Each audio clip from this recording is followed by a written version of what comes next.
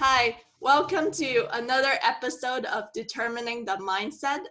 My name is Dr. Cindy Zhang, and today we have Stacey Hylen. She is a founder of Business Optimization Week, and she consults business entrepreneurs to increase sales and profits. Welcome, Stacey. Thanks. It's great to be with you. So Stacey, can you tell us a little bit about your journey to success? Oh boy. Well, I think it started when I was a kid and with my parents. I think that they really incorporated a success mindset into us as kids. And my dad had always been in sales. And so he actually started me off in sales, reading self-help books. I think the first book they had me read was How to Win Friends and Influence People by Dale Carnegie. Mm-hmm. And then, I started reading sales books. I started setting goals. And, when I was a kid, my goals revolved around travel. They kind of still do, to be frank. So I started selling things. My first business was in third grade. And then going into fifth grade, I started selling B2B. And so I was having success as a kid and making money and, reaching my goals and things. But as I got older, I started to think, okay, with the skills I have, with the things that I love doing, how do I create my life around that? So for example, one of the things that really excited me was Barbara Walters. And, people listening to this might be like, oh my gosh, she's so old. But Barbara Walters, was like one of the first professional women that I was exposed to on a regular basis. And I loved the idea of that, but I didn't like the idea of traveling all over and, like you start in one market and then you get another job, in 2 years in a different market. I wanted to have a lifestyle that I could have built around my family. So really, I think that's been the success, is that I thought through, okay, what is it that I want to do? And how do I build that around that family life that I want to have? And that came from my dad. My dad died when he was 56, which, is really pretty young. And he didn't do any of the things that he wanted to on his bucket list. Uh-huh. He didn't spend much time with us as kids. He was very, focused on always moving forward in his business and in his jobs. And so I didn't want that for myself and for my future family. So I think that's really what inspired me to set up my business the way I have. Wow, that's really, really good. And I think a lot of people now realizing social media is such a powerful platform that a lot of us are starting to make good use of it and starting to create our own careers, just like me as a physical therapist. And I know recently you've been working with a lot of physical therapists to start their marketing plan and increasing sales and profits. How's that going for you? It's great. Well, what I find is that people that are in the helping professions, it doesn't matter. I've worked with tons of chiropractors, physios, osteopaths, naturopaths. What happens is that a lot of them have a block in their head around selling and marketing. And so that's really where a lot of our work is around that whole, block. Like you can't help people heal unless you get them into your office, right? And work with them. So that's where we have to kind of make that mindset shift of, okay, how can I help more people? And what's that message that's going to attract the right people to me, the kind of patients that I want to work with? Mm-hmm. Yeah, that's so important because sales is not I think it's a skill that you have to develop when you're young, and then as you grow older, you get better and better. And as health professional, that never occurred to us. And this is just something so important that we use on a daily basis, Yeah. Well, I want to stop you there because I disagree. I think that, I have an advantage because I learned sales at a very young age. At third grade, I wasn't, you're not shy when you're in third grade. It's not like when you're a teenager when that shyness thing starts kicking in. But what I find is that I've been able to help my clients. I have a program called Selling with Confidence, getting a yes without being pushy. Mm-hmm. And the reason I developed that program was because I discovered that I was scared of making sales when I started selling me. So Mm-hmm. when I was selling other people's products, other people's services, I had no problem. If like 100 people said no to me, it was like, brush it off, go forward, do the next thing. But as soon as I started selling myself and the products I had developed, the services that I was providing, it was like, oh, they're saying no to me. They don't like me. They don't like my stuff. So I find that I had to really shift in my head to get over that. And that's why I think I'm able to help people with that, because I actually did have to struggle with it too a little bit, Mm-hmm. even though people don't see that when they talk to me now. Oh, okay. So do you have any tips, like give us 3 tips that you would maybe suggest to somebody like a startup business owner to how to grow their business? Sure. So the first thing I would say is that you need to get really, really clear on who your perfect client is. And, when you serve everybody, it really is not, it's not very client centric or patient focused, that they don't feel like you're going to help them. So, like, for example, I worked with a chiropractor and she didn't like the chiropractic marketing. And it's probably the same with you guys in PT, that, you're told to do certain things over and over and over again. And sometimes it doesn't feel in alignment with you. And what she said is, I don't want to do that stuff. And I don't want to work with all those different kinds of people. I want to work with athletes. Okay.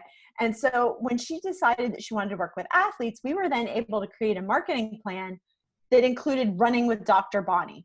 Mm-hmm. So, instead of, going out and doing these chiropractic seminars that everybody did, we were able to do this running group on Saturday mornings that people could then, bring their friends. She was attracting the kind of patients that she wanted to work with. So that worked really well. So you want to get really clear of those perfect clients, who they are. Do you want to work with women? Do you want to work with people in sports? Do you want to work with, people that have had injuries, occupational injuries? What is it that really excites you? What are the kind of patients that you get the best results for? Maybe it's working with people that have back injuries. Maybe it's knees. That you can specify it exactly how you want. Mm-hmm. Like my daughter's a national level athlete here in Canada. And so we choose to go to physio that is sports focused because she's a gymnast. And so, we go in there and it's like gymnasts. The whole room is full of, because what happened is I went there and then I referred my whole team to go there. So see how easy that was? Yeah. Versus if I was working with everybody, it would be like, number one, I'm not sure I would have found that person. But I was able to find them because they were working with other athletes. They were working with sports medicine doctors, very specific focus. So get really clear on who you want to work with. Then the second step of that perfect client is to look at what are their pain points. And I'm not meaning pain like an injury that like their knee hurts. What I mean is, what is the pain that they're going through up here? Okay.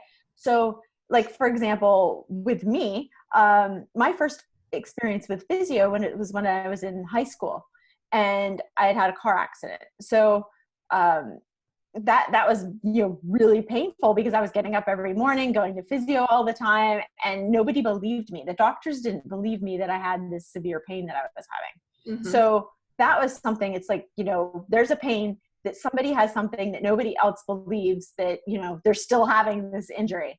It could be the pain of an athlete would be that they have to stop training because they keep getting injuries because they have weaknesses. So like, for example, my daughter, she has a back injury. She had a broken back, 3 broken vertebrae in her back. And she's coming back from that, but now she's having ankle issues. And we're like, like two times in 1 month, her ankle. So it's like, there's an example of like, the injuries are moving around your body. Like, how do you strengthen those parts so that you don't get opposite injuries because you're trying to help this part of your body? So those are things that you could talk to as a physio, talk to your, and I'm saying physio because I live here in Quebec and that's how they say physical therapist. I call it physio. Yeah. So, think about how that patient is feeling. Is it their frustration? Is it because they're not able to train? Are they a recreational athlete like myself? I would be training and I hurt myself pulling up my pants to go to the bathroom. Mm-hmm. And I was so embarrassed to tell my PT that. I'm like, I was just pulling up my pants. I said they weren't even tight pants and my shoulder popped out, so it's stuff like that. And it's like, you just like, if they were talking to me, it's like, you're taking good care of your body, you're working out, but you have these little aches and pains that just really keep you from feeling your best. That would be a message that would make me be like, yeah, they understand me. So you really want to understand what their pain is and then communicate in a way that helps them realize that you understand them. Then on the flip side of that is, what does that perfect client want or that perfect patient want? So if they're an athlete, it's to train, to reach their goals, to not miss any competitions due to injuries, to reach the championships at the end of the year injury-free, to be able to work on new goals. If it's somebody that is in an industrial job, it's like, I want to be able to get off, disability and get back to work as soon as possible. I want my employees to get back to work as soon as possible. If, you have a bunch of people that work for the same company. So really think about who they are, what their pain is, and then what they want. And when you use that in your marketing and then you use that in your sales conversation, all of a sudden people are like, okay. Because what you guys talk about, I'll just give another tip here, is you guys talk about like meniscus and, discs and all these things and I'm, as a regular person, we're not thinking, oh, meniscus or discs or the C1 or the L4, all these things. Yeah. Instead, we need to talk in terms of like, okay, you're having pain in your mid back, and it's preventing you from X, Y, and Z. Like you can't sleep, you can't, pick up your kid, you can't go skiing on the weekends. And here's what we're going to do is we're going to help you get rid of this pain. And so that you can now sleep better. You can wake up feeling energized because you weren't tossing and turning. You can get off the medications that you're taking all the time. You can go skiing on the weekends and still be able to walk on Mondays. So really focus your language in on the way the patient is talking to you. Mm-hmm. That's really good advice. And I think that we should all work on that. That's awesome. Thank you, Stacey. That was just the first one. So it had 3 levels. The first one. So the second one is to focus on revenue generating activities. Okay. Now, I'm guilty of this just as much as the next person. But one of the things that I do when I look at the hidden profits in a business, so I look at the hidden profits in a business because there's things that you can't see. I can't see it for myself. They're just laying there right in front of you.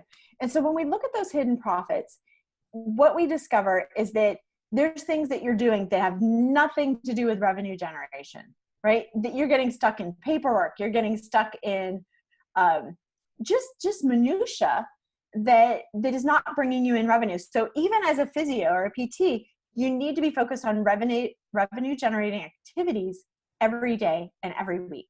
Mm-hmm. So if you're not full of patients, you need to be spending that time going to get, like you're not spraying down the equipment. Like you need to have somebody else in your office to do that. And you need to be focused on what can I do to network with people that can connect me with more patients, connecting to doctors, working on your social media, but actually not just working on it, but actually getting it out there, because just working on it is not going to get you new patients. It has to be actually released into the world for you to get new patients.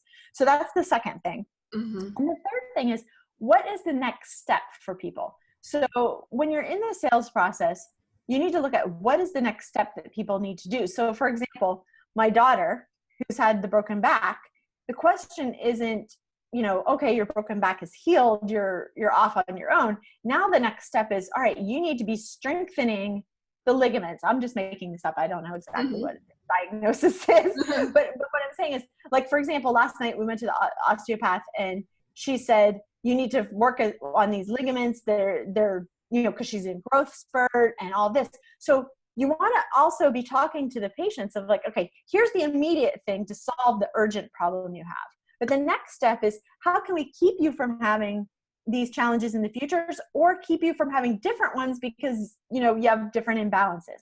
So you want to speak to that in mind, so that the people that work with you realize that this is a long, you know, it's a short-term thing to get rid of the urgent, you know, acute stuff, but the long-term stuff, you want to keep them healthy. And maybe they don't need to see you every week or 3 times a week. They see you once a month, but it's like, let's just see you once a month and tune you up. Like, we have a physio that comes to the gym every Monday to work on the gymnasts, you know, just to make sure that they're all, you know, on track. So always be looking at that next thing that you can be helping them with. Oh, okay. Wow, that's like such such good advice.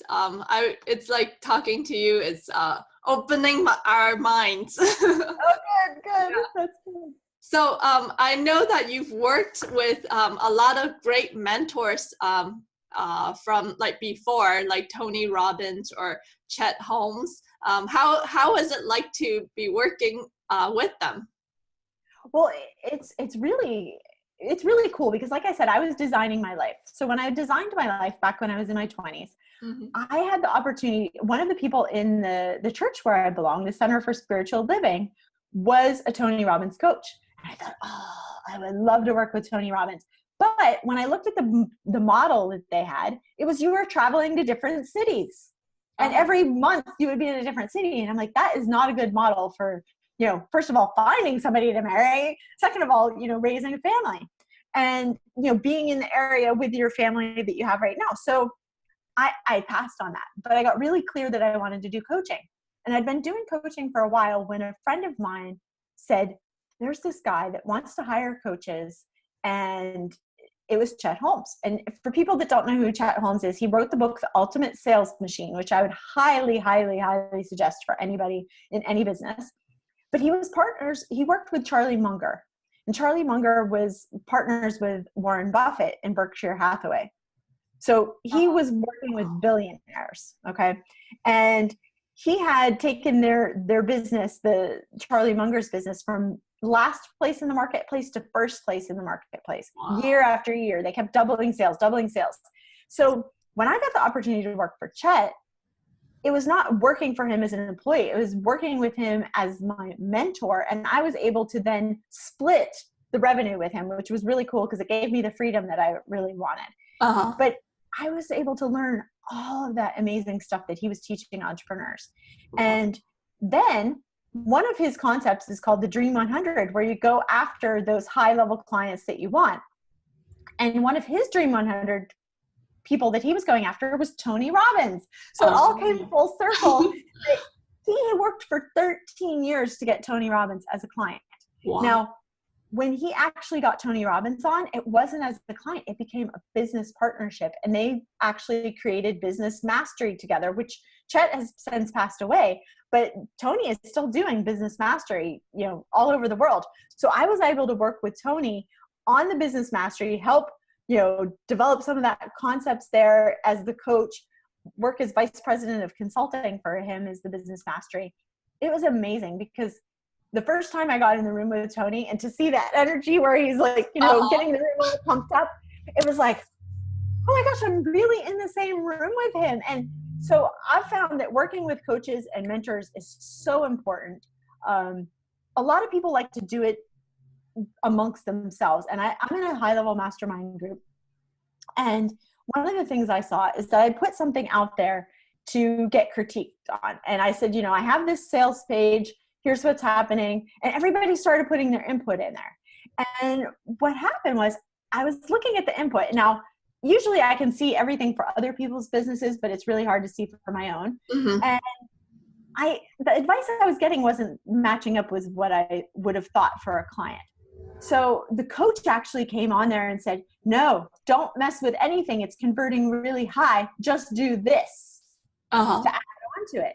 And I thought, okay, that's why you can't just get peer help, right? You have to have mentors. You have to have coaches, because if I had listened to all the peer help, they're like, oh, change this on the page, change that. The page was converting at 96%.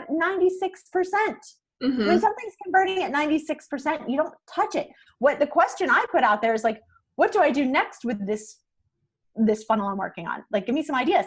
but they were all focusing on changing that existing page, which was working. Uh-huh. So that's why I think it's really important to have people like, I was able to work with Chet and Tony and have them give me their input of, okay, here's what's working. And then I was able to use that with my clients as well, which was awesome. Wow, that's really, really good. It's like all happened for a reason. Yes, Yeah. exactly. The path just led me where I needed to go. So it was awesome. So how did you, like in the beginning, I know probably you develop your skills because of your mentors and while you're developing, like since when you were young, but there's a process probably like in the beginning you don't know a lot and then to now. So how did it transform that process? Yeah, so in the beginning, I started following what other people were telling me to do and what worked. Mm-hmm. And what happened is, I've been coaching now for almost 17 years. What happened was when the recession hit. The recession hit at the same time I did my first business mastery with Tony Robbins. And so when I went to that business mastery, it was a $10,000 event. People were freaked out. They'd invested $10,000, but they were scared because people's whole business models changed. Now, the good thing about physical therapy is people still get hurt.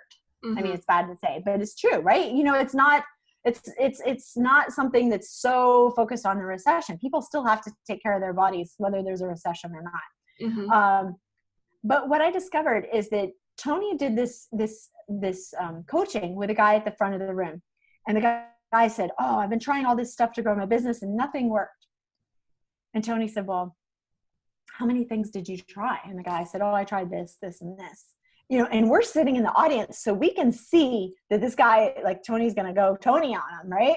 Oh. And Tony said, "Well, how many times did you try each of these 2 or 3 things?" Oh, like I tried this thing once and I tried that thing once. So what happened was that Tony said to the guy, "Well, why didn't you try more things?" And he said, "Well, I didn't have time, or I didn't have money, or I didn't have the team." So what the result of that coaching session is that he was not being resourceful enough, right?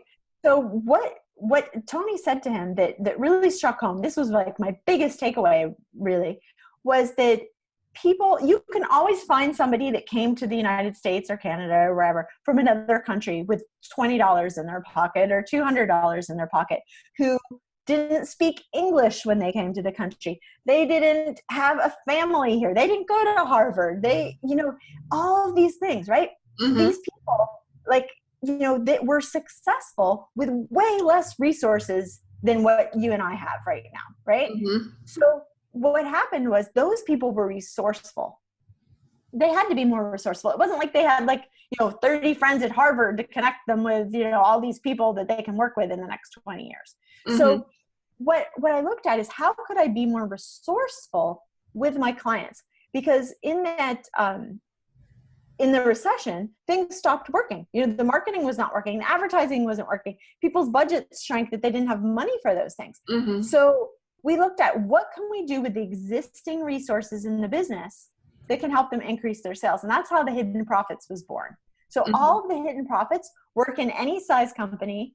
They work in any, market, whether it's a recession or going well. And they're things that you don't have to invest additional money or resources in. Mm-hmm. So that's how I took those items and really honed them, because it was like necessity right then of these are the strategies that I know work. Mm-hmm. Without doing new marketing strategies, without hiring a new person, without, investing a lot of money. Let's do these. And people's businesses, they increased their business 50% in 1 month. They increased their business, thousands of dollars, in 2 weeks. I mean, it was amazing to see. Mm-hmm. So that's where I really honed these Hidden Profits things and really made them so that it's a system that any business can go through that Hidden Profit system and get the same results for themselves. The average person that does my live event, because I do a live event, they found $85,000 in Hidden Profits from going through the program. Wow. And in the live event, we didn't even go through all of the Hidden Profits. We only went through half of them. Wow. Do you do the live event twice a year, or how often? Yeah, usually once or twice a year. I am actually now doing more of an online program because I've done Montreal, I've done Boston. I had some people interested in Arizona, but I do it online because you don't need to actually come in the room with me. You can just be on the phone with me, be in a room like this with me in the Zoom, and I can help you go through the business and find those hidden profits without having to, fly somewhere or anything. That's great. So, so now that I know, like, you have created your business around your family and around your life, I know as a woman entrepreneur, it's really hard to balance family and life. How did you do it in the beginning when your kids were young?